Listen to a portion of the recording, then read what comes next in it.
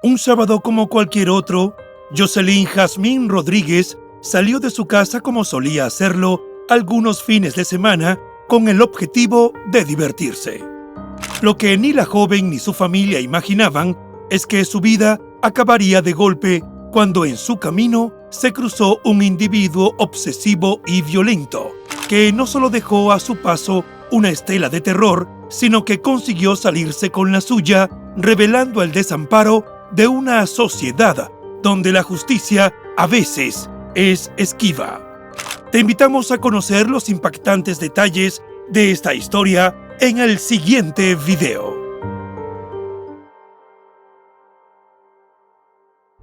Los criminólogos dicen que no existe el crimen perfecto. Lo que existe es el crimen mal investigado. Siempre, en cualquier investigación, aparece una pista clave que lleva hacia el asesino. Encontrémosla juntos, repasando este caso abierto. Hola a todos, mi nombre es León, y en cada video repasaremos todos los detalles de los más terribles casos criminales. Antes de empezar, no te olvides de suscribirte y dejar tu me gusta para que puedas seguir trayéndote el mejor contenido de investigación. Recuerda también activar la campanita, ya que estaré subiendo videos 3 veces a la semana. Empecemos. El caso de Jocelyn Jazmín Rodríguez.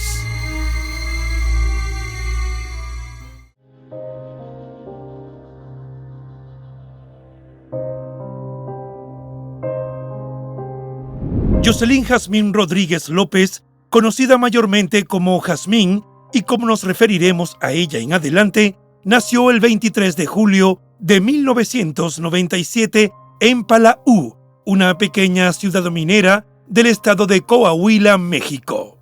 Fue la mayor de los 3 hijos del matrimonio formado por Verónica López y Armando Rodríguez. Desde que era pequeña, Jazmín fue admirada por su belleza. Con frecuencia, la gente le decía a Verónica que la niña era muy hermosa y le aconsejaban que la cuidara mucho cuando creciera. En aquel tiempo, Verónica se sentía orgullosa cada vez que las personas alababan así a su hija, sin presagiar que años después comprendería de la peor manera por qué le advertían que la protegiera. Los Rodríguez vivían en la ciudad de Nava, al noreste del país. Fue allí donde Jazmín creció feliz, rodeada del afecto de los suyos. A medida que crecía, se mostraba como una chica fuerte y valerosa, que no se dejaba humillar por nadie y mucho menos que la lastimaran. De hecho, en la escuela a Verónica siempre le decían que si alguien molestaba a su hija, ella se defendía sin pensarlo, lo que varias veces le ocasionó que le llamaran la atención. Pero al margen de ese temperamento rebelde, Jazmín también era muy responsable y muy dedicada. Por eso, al llegar a la adolescencia, consciente de que la situación económica en su hogar no era precisamente la mejor, trabajó duro para ayudar a sus padres, costear parte de su educación y hasta para darse algunos gustos. Para principios de 2017, ya finalizada la secundaria y estando por cumplir 20 años, la chica se había forjado un sólido grupo de amigos y trabajaba en una ferretería en donde ayudaba a llevar la contabilidad. En ese entonces, Jazmín ya tenía muy claro lo que quería hacer en su futuro, pues su mayor sueño era poder entrar a estudiar ingeniería industrial para posteriormente trabajar en la planta cervecera de la localidad. Jazmín realmente se esforzaba para asentar las bases que le permitieran alcanzar sus metas. Sin embargo, como cualquier chica de su edad, también había tiempo para divertirse con sus amigas, con quienes solía salir los fines de semana para pasar el rato, asistir a alguna fiesta o compartir en algún local nocturno. El sábado 25 de febrero de 2017 no fue la excepción. Cuando Verónica llegó de trabajar, vio a su hija en su habitación arreglándose para salir. Poco después, llegó a buscarla una amiga y Jazmín le dijo a su madre que iban a la discoteca y que le enviaría un mensaje más tarde. Verónica no lo sabía, pero aquella sería la última vez que vería a su amada hija.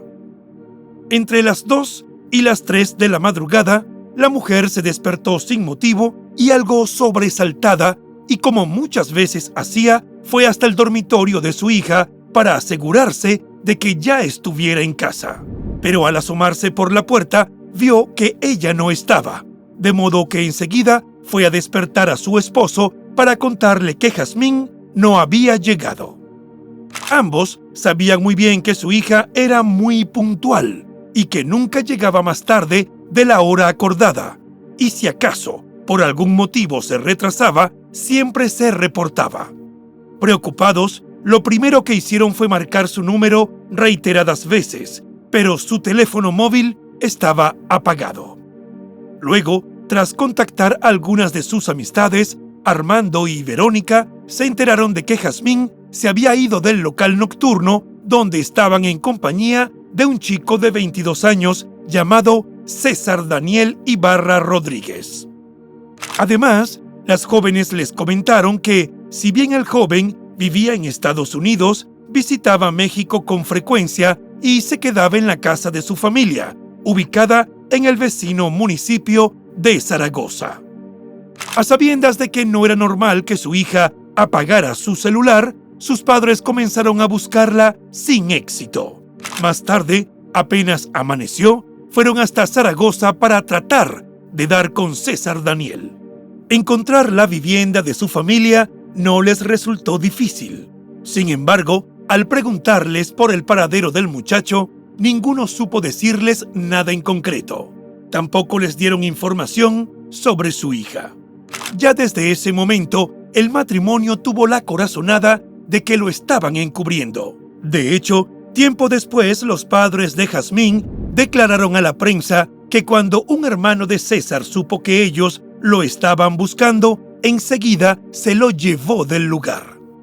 Verónica y Armando afirmaron que fueron específicos en sus ruegos, dejando claro a los parientes de César Daniel que su hija no aparecía y que sabían que él fue la última persona con quien la vieron.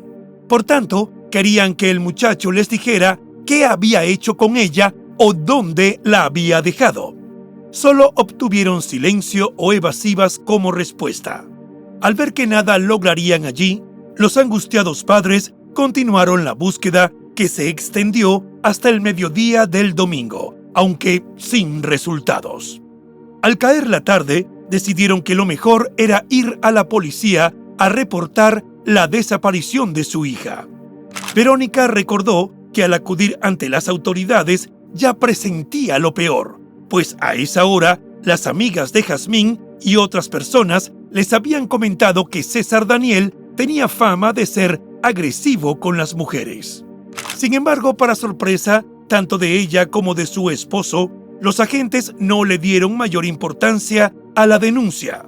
Les pidieron que se calmaran, pues, según ellos, de haberle pasado algo malo a Jazmín, ya se hubiera sabido. Es decir, para los oficiales, lo más probable era que la muchacha estuviera de fiesta. Apenas escuchó aquellas palabras, Verónica no pudo contener el llanto. Mientras, indignado ante la postura de la policía, Armando salió en defensa de su esposa y de Jazmín, aclarándoles a los agentes que, si su hija acostumbrara a comportarse así, ellos no estarían tan preocupados. En cambio, estaban convencidos de que algo fuera de lo normal había sucedido. Pese a las explicaciones, las súplicas y el evidente dolor de ambos padres, el policía que los atendió respondió que, de momento, no podían buscar a la joven, sino que había que esperar que pasaran al menos algunas horas más. Como resultado, al matrimonio no le quedó más remedio que marcharse de la comisaría con las manos vacías. Pero lejos de sentarse a esperar novedades, ese mismo domingo regresaron a la casa de la familia de César Daniel para saber si tenían noticias, tanto del joven como de su hija. Como los parientes del muchacho siguieron encubriéndolo, los padres de Jazmín decidieron marcharse. Pero justo cuando iban de retirada, vieron a un hermano del joven que iba manejando una camioneta y le gritaron que se detuviera. No obstante, él hizo como que no los escuchó y siguió su marcha. Verónica tuvo que atravesarse frente al vehículo para que los atendiera, pero fue en vano, porque les dijo que no sabía nada. En lo sucesivo, entre ellos, los amigos y el resto de la familia se dedicaron a reportar la desaparición de Jazmín por redes sociales, pidiendo el apoyo de la comunidad para localizarla. Entre una cosa y la otra, gracias a los relatos de sus amigas, comenzaron a aflorar detalles de cómo y cuándo se habían conocido Jazmín y César Daniel.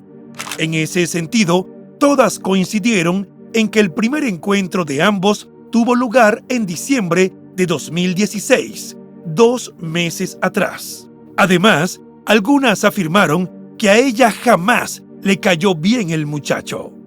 Desesperados por encontrar a su hija, Verónica y Armando preguntaban por todas partes y buscaban en distintos lugares, en el monte, en brechas y caminos, donde fuera. La imaginaban herida, sola entre los matorrales, y con gritos desgarradores la llamaban por su nombre. Pero salvo el sonido que hacía algún vehículo al pasar, solo obtenían silencio. No había ni una señal de su hija. Era como si se la hubiese tragado la tierra. En medio de su angustia, parecía que las horas transcurrían lentamente, como si cada minuto durase 1 hora sin saber nada de su hija. Al amanecer del lunes 27 de febrero, Verónica y Armando estaban afónicos de tanto gritar y con los ojos hinchados de llorar, pero con la esperanza de volver a ver a su primogénita. Pero con cada día que pasaba sin saber nada, sus ilusiones se iban desmoronando y ya no sabían qué hacer o a dónde acudir. No fue sino al siguiente lunes de la desaparición de Jazmín cuando las autoridades iniciaron su búsqueda. Muy temprano ese mismo día encontraron un cuerpo sin vida que, por las características físicas, parecía ser el de la joven. Estaba en una zanja ubicada en un campo a unos 15 minutos de Zaragoza. Además de faltarle la ropa interior, el cuerpo presentaba claras huellas de violencia. Una vez que, por órdenes del Ministerio Público, los restos fueron trasladados al servicio médico forense, Verónica y Armando se vieron obligados a atravesar el peor momento de sus vidas al tener que reconocer que, en efecto, se trataba de su querida hija. Fue una imagen que quedaría grabada para siempre en su memoria.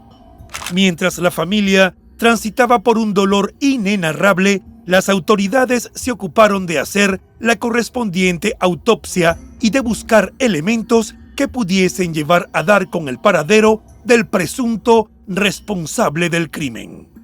Durante las investigaciones, la policía descubrió un impacto en la parte delantera de la camioneta Cherokee color verde del hermano de César Daniel, cuya identidad no ha trascendido. Esa misma tarde del lunes, el sujeto fue detenido para ser interrogado. Fue entonces cuando confesó que en el momento en que la madre de la joven se le atravesó, su hermano iba con él, pero de inmediato se escondió en la parte de atrás para que no lo vieran. Hasta ahí, parece que estaban a punto de dar con la ubicación de la última persona que había visto con vida a Jazmín. Sin embargo, el hombre terminó confirmando que César Daniel ya había cruzado la frontera y se hallaba en territorio estadounidense. Un amigo que se presentó a declarar ante las autoridades explicó que César Daniel y él cruzaban la frontera los domingos en la tarde para ir a trabajar. Pero según dijo, aquel domingo, después de la desaparición de la joven, el sospechoso lo buscó antes de la hora acostumbrada. Estaba agitado y le pidió irse enseguida. Afirmó que, como él no estaba al tanto de los hechos y jamás se hubiera imaginado lo que su amigo pudiera estar involucrado en la desaparición de la joven, simplemente le tomó la palabra y agilizó las cosas para cruzar rápidamente a San Antonio, Texas. La noticia quebró aún más anímicamente a Verónica, pero como buena madre, de su dolor nació una fuerza inquebrantable que pronto la llevó a hacer las veces de detective en el afán de hacerle justicia a su hija. La mujer comenzó a hacer todo lo que estuviera a su alcance para tratar de armar los hilos que habían conducido la historia hasta ese trágico final. Fue así como se enteró de que el hermano de César fue quien llevó a las autoridades hasta donde estaba el cuerpo sin vida de Jazmín. De otra manera, lo más probable es que no hubiesen podido dar con los restos porque se hallaban en una zona apartada y de difícil acceso. Para los Rodríguez quedó muy claro que si él obtuvo esa información de su hermano, era porque César Daniel fue quien dejó el cuerpo de su hija abandonado en ese lugar. Entretanto, la autopsia reveló que la muchacha falleció por un traumatismo cráneoencefálico con exposición de masa cerebral, lesión que, al parecer, fue causada por el atacante al pasarle por encima con un vehículo, presumiblemente la misma camioneta verde marca Cherokee, propiedad de su hermano. Saber que los segundos finales de su hija habían sido de una violencia desmesurada solo consiguió que Verónica no cesara en sus intentos por reconstruir esas últimas horas de Jazmín y en el proceso fue revelándose la triste y aterradora historia. A decir de las amistades que estuvieron con ella en el centro nocturno, esa noche César Daniel la estuvo asediando. Pero al sentirse rechazado porque sus avances no funcionaban, el hombre se quedó sentado mientras miraba agresivamente a Jazmín, que en ese momento bailaba muy contenta con sus amigas. Luego, cuando se ganó unas flores en un concurso y otro chico, que también la pretendía, le mandó a la mesa un oso de peluche, la furia pareció apoderarse de César Daniel, quien incluso le comentó a una de las amigas de la joven que pasó cerca de él que Jazmín no sabía lo que le esperaba. Ante esas palabras, la chica asumió que simplemente estaba enojado y no le dio mayor importancia. Como era de esperarse, nadie imaginaba lo que el joven estaba por hacer. Más tarde esa noche, César Daniel se acercó a Jazmín y forcejeó con ella, lo que provocó que los amigos tuvieran que forzarlo a retirarse e incluso debieron pedir apoyo al guardia del local. Según algunos testigos, Jazmín le rogó que no la siguiera molestando. Sin embargo, al salir del local, sus amigas lo vieron hablando de nuevo con ella, ahora cerca de los baños, a unos metros de donde ellas estaban. Aunque las chicas no pudieron escuchar qué le decía, al parecer la joven había accedido a salir con él, y cuando las amigas la siguieron para decirle que no se fuera, César Daniel ya la llevaba montada en la camioneta.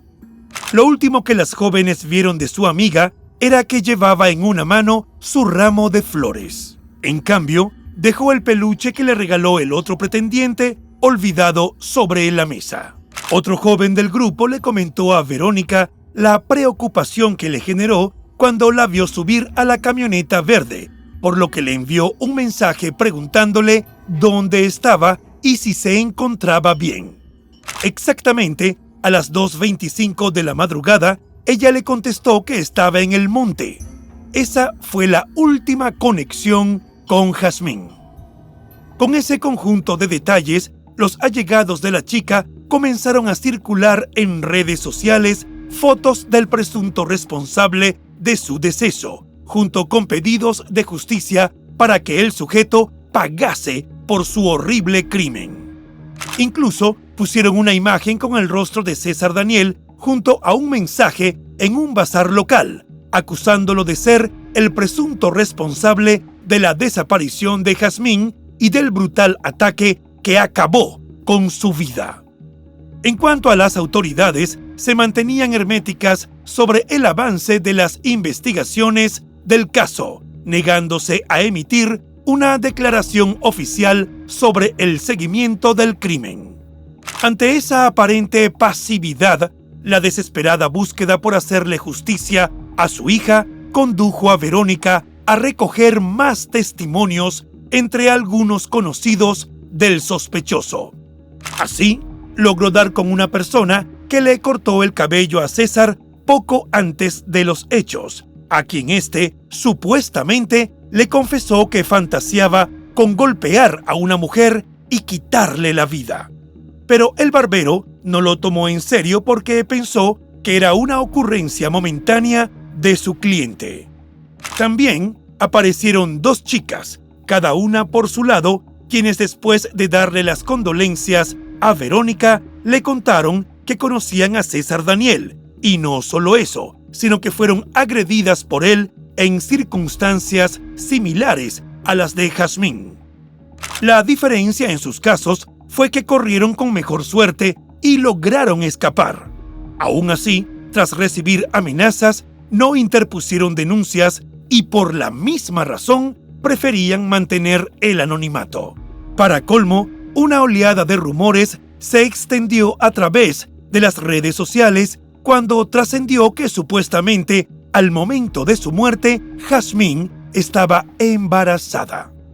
La historia la hizo pública una de sus amigas, quien contó que durante una conversación, la joven incluso le mostró los resultados de la prueba de laboratorio, señalando que el padre de la criatura era César Daniel. Sin embargo, ni los forenses ni las autoridades se pronunciaron al respecto.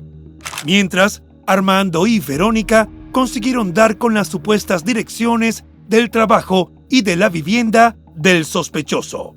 Esta última, al parecer, era un rancho ubicado en el estado de Texas.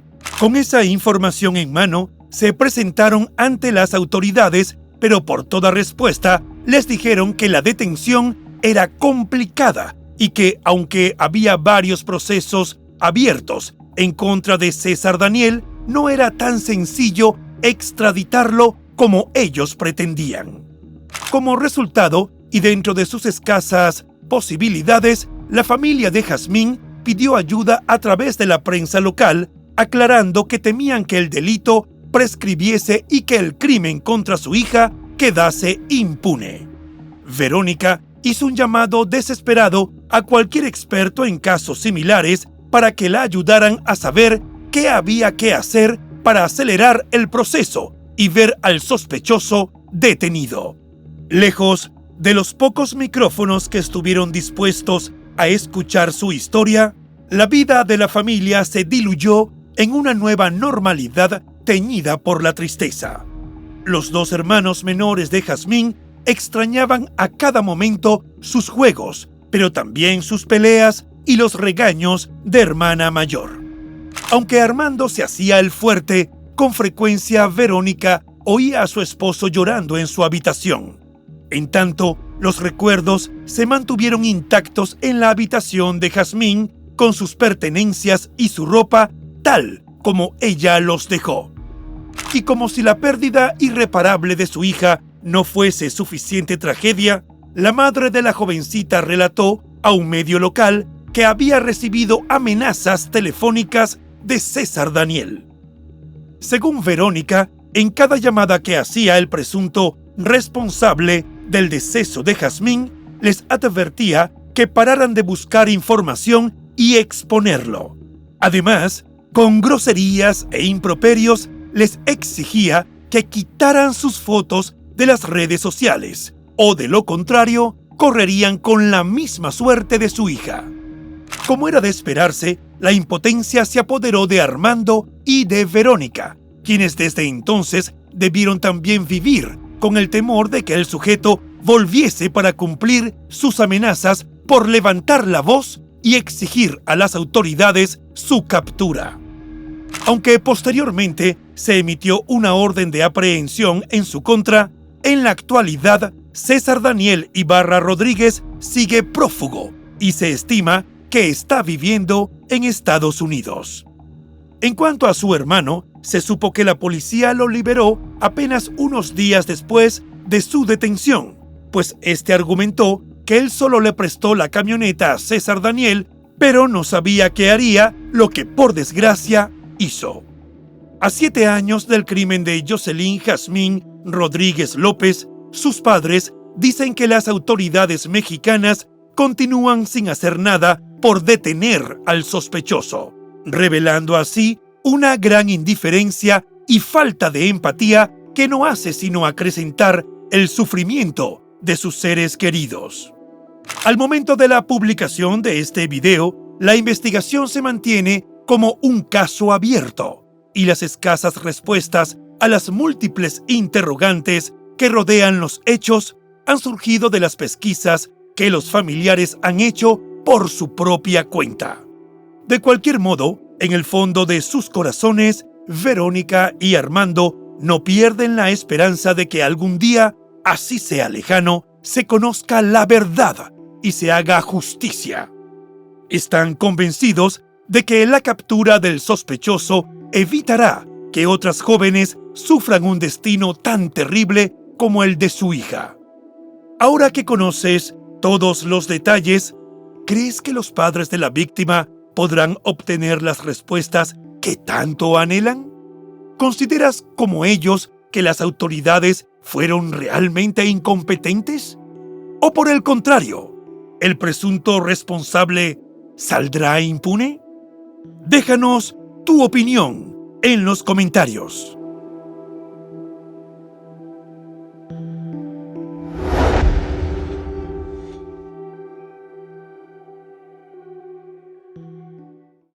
Y bueno, hasta aquí el caso de hoy. Como siempre, agradezco tu apoyo a mi trabajo. Si te suscribes, das un me gusta y compartes este video, me ayudarás a seguir creando contenido. Hasta pronto.